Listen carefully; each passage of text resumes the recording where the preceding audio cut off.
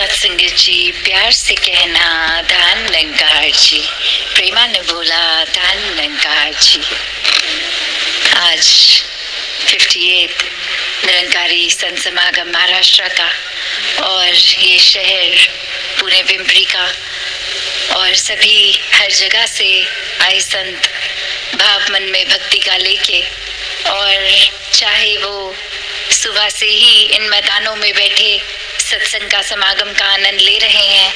या अपने घरों में अपने गैजेट से स्क्रीन से जुड़ के, बात यही कि भक्त को तो हर समय इस निराकार की ही जरूरत है। इसी के भक्ति में चूर होने की बात, एक प्रायोरिटी हमेशा यही निराकार दातार, ये ईश्वर अल्लाह जिस नाम से भी पुकारें, और यही संदेश हमेशा से आया है किसी भी युग में। आज भी यही सबसे कीमती संदेश है कि इंसान जीते जी अपने जीवन को संवार ले, इस रोशनी इस सच्चाई से जुड़ जाए। चाहे सुबह वो जो स्वागत का समय, और उसमें भी अनेक झांकियों के रूप में देखा कि कैसे ये संदेश को, एक मानवता के नाम भी ये संदेश कि इस जीवन को, इस संसार को, चाहे वो सोशल रूप में, कैसे एक साफ सुथरे जल की एक डिपिक्शन, एक प्रकृति को गंदा कूड़ा करके ना गंदगी और बढ़ाने की बात, या फिर अन्य रूप में पेड़ लगाकर, ऐसे एक जो हमेशा से शिक्षा की बात रही, या फिर पीड़ित किसी के एक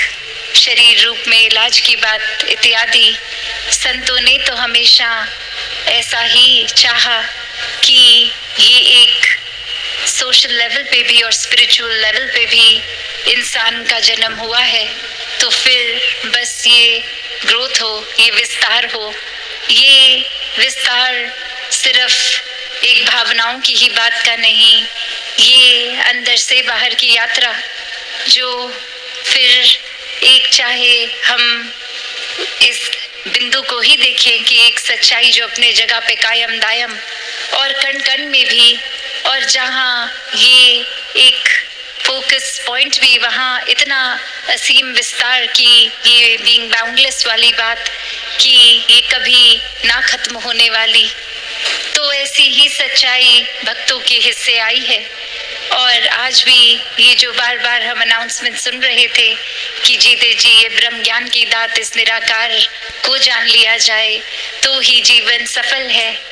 कभी भी संतों ने ये नहीं कहा कि अपनी सामाजिक पारिवारिक जो एक रिस्पॉन्सिबिलिटीज हैं, कर्तव्य हैं, उनको ना किया जाए पर सिर्फ और सिर्फ अकेले होके भक्ति की जाए। नहीं, संतों ने यही समझाया है कि इस समाज, इस संसार का हिस्सा बनके घर परिवार में रहकर ही भक्ति की जाए। फिर वो चाहे कहीं पे भी किसी समय हम हैं, हम सड़क क्रॉस कर रहे हैं, किसी म्यूजियम में हैं, कामकाज में हैं, स्कूल में हैं,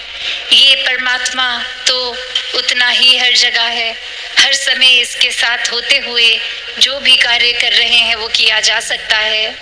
और सबसे पहले इसी को जानना है। इसी को जानकर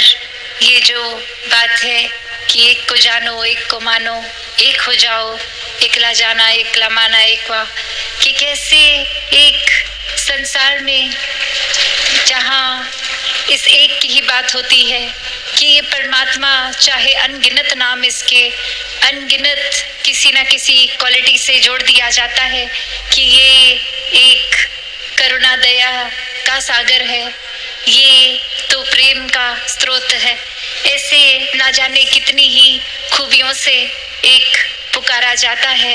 ये कितने ही एक, जितने भी संसार में कण कण में ये है तो वो फॉर्म भी हो गया और यही फॉर्मलेस भी है। तो कैसे हर जगह हर समय उपस्थित यही परमात्मा, यही सच्चाई है जो रात को भी है, सुबह भी है, कभी भी समय के पार वाली बात। और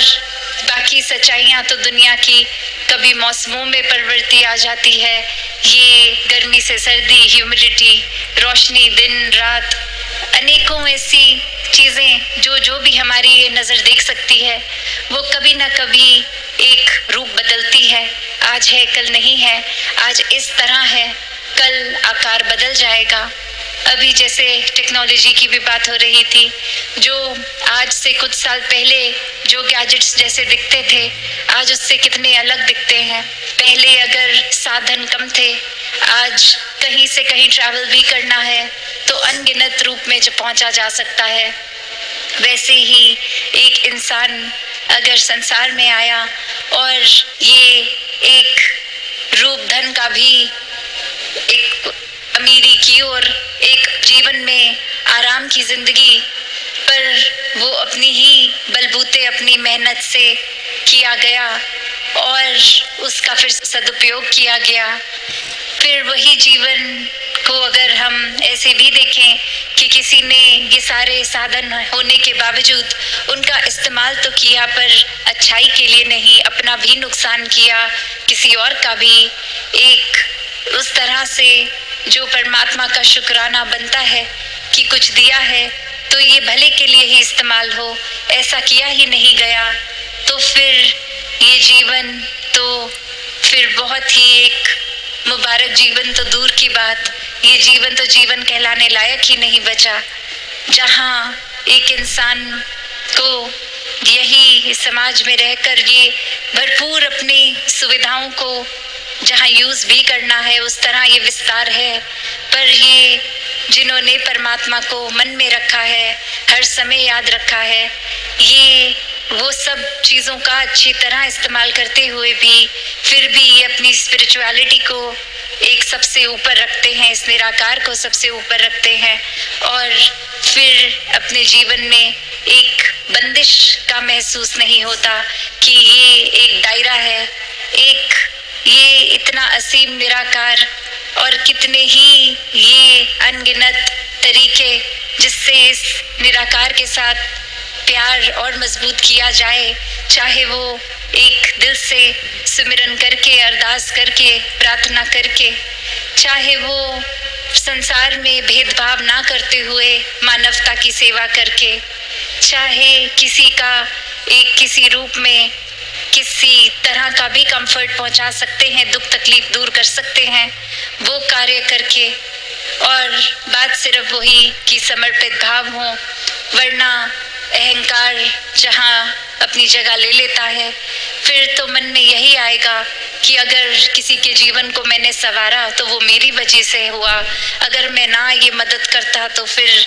वो इंसान का तो भला नहीं होना था। पर यही एक फर्क सेवा में और मदद में, ये हेल्प नहीं है, ये तो सर्व करना है। और वही संत तो ये खुद को गवा कर सेवा करते हैं और ये हम्बल हो के एक विनम्रता के साथ कि ये परमात्मा सेवा करा रहा है, शक्ति बल बख्श रहा है तो ही कुछ हो पा रहा है। और फिर यही मन सत्संग करके भी इस दातार, इस निराकार के साथ वो अपना डीप कनेक्शन और मजबूत कर लेता है। और वहीं अगर सत्संग में भी आके एक ध्यान इधर उधर या फिर सिर्फ इसीलिए आ रहा है कि कोई देख ले, हम भी आते हैं सत्संग, या अक्सर छोटी छोटी चीजें कि किसी को देखा कि कोई जीवन में उपलब्धि मिल गई है तो एक खुद की ही कैलकुलेशन लगाई कि वो महात्मा तो बहुत रेगुलरली संगत जाते हैं तो हम भी जाएंगे तो हमें भी वो अचीवमेंट मिल जाएगी, या ऐसे कोई भी कारण बना लेते हैं जो एक मूल रूप से एक अपने प्योर रूप से एक भक्ति के दायरे में नहीं, चतुर चालाकियों के दायरे में आता है। और ऐसा करना भी फिर वो सत्संग नहीं है, क्योंकि अगर यही देखें कि ये सत्य का संग है सत्संग, इसमें और कोई भाव की मिलावट आ जाए तो फिर वो सत्संग नहीं रहेगा। तो कैसे अपने जीवन में एक वही बात कि जब ये निराकार पूरा है तो फिर हमारा इस निराकार पे यकीन होना ना होना इस निराकार को पूरे से अधूरा तो बना नहीं देगा, ये तो हर जगह वैसे ही मौजूद रहेगा। एक परमात्मा में विश्वास ना करना, इससे नुकसान तो हमारा ही है।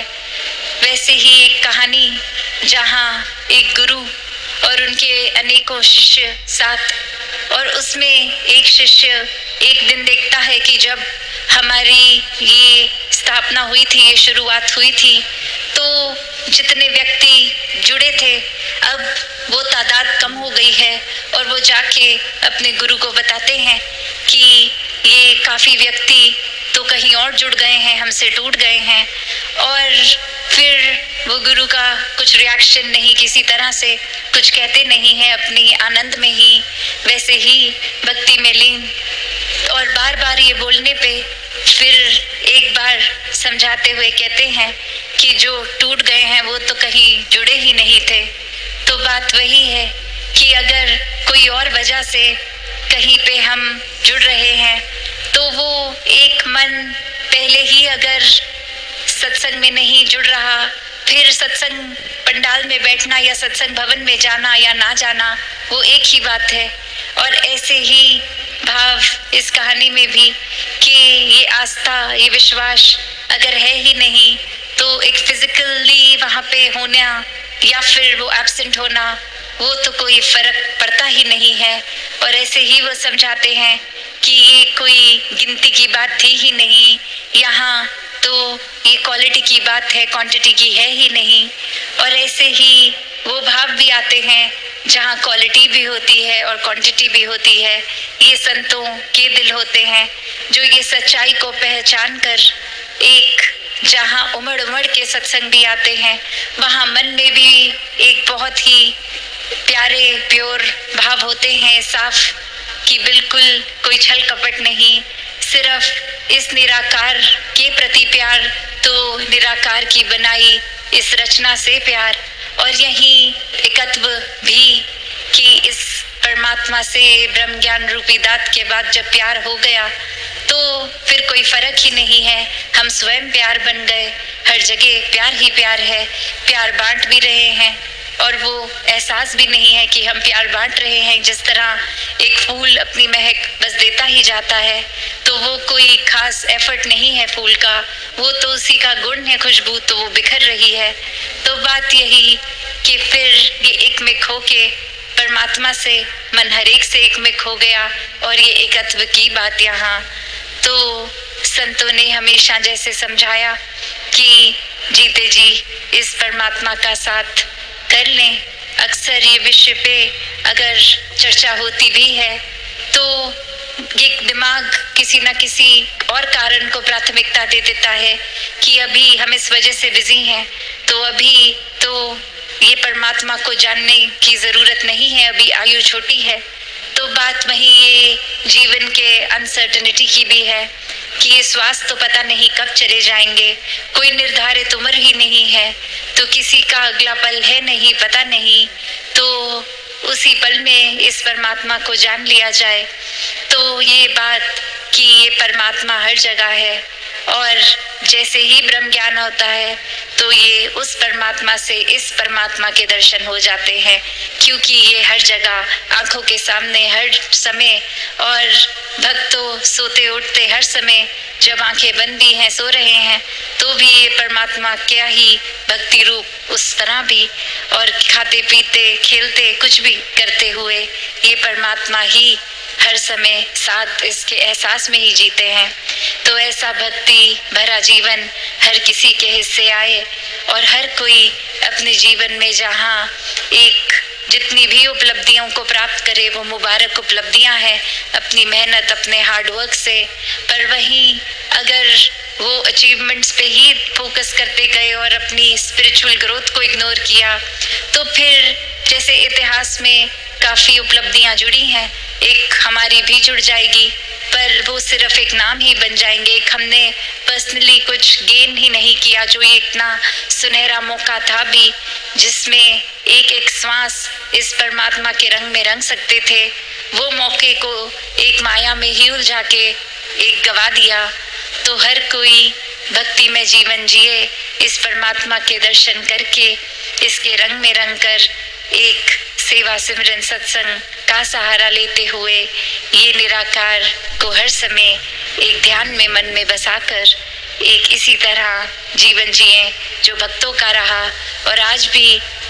कितने इतिहास पास के भी भक्तों के नाम लिए गए और ये हम अपने जीवन में भी भक्तों को देखते हैं।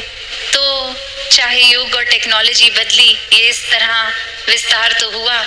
पर ये भाव प्यार का, प्रेमा भक्ति का वही, ये विश्वास, ये श्रद्धा,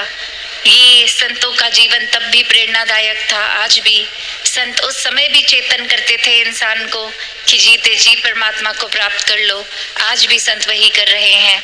तो ये भक्ति में हमें अपना विस्तार करना है, खुद पे फोकस करके इस तरह का जीवन हर कोई जीता चला जाए। सत्संगत जी।